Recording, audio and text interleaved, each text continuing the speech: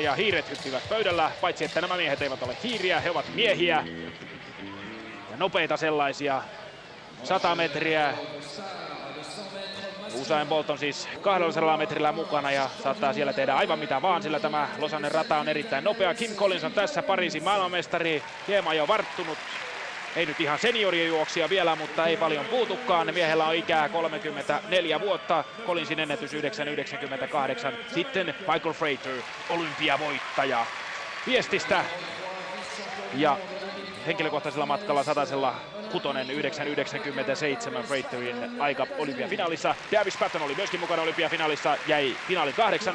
Oma ennätys tällä kaudella Eugeneissa, huikea kova 9.89. Ja sitten tämä mies Asafa Powell.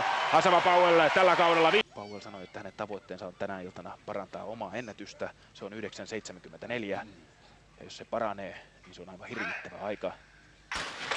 Katsotaan millaisen lähdön Powell saa. Saa ihan hyvä lähdö ja on sitten jo 40 metrin kohdalla aivan omissa yksinäisyydessään. Tulee todella kovaa ja tulee todella kovaan aikaan ja tekee sen oman ennätyksensä 9.72. Asafa Powell.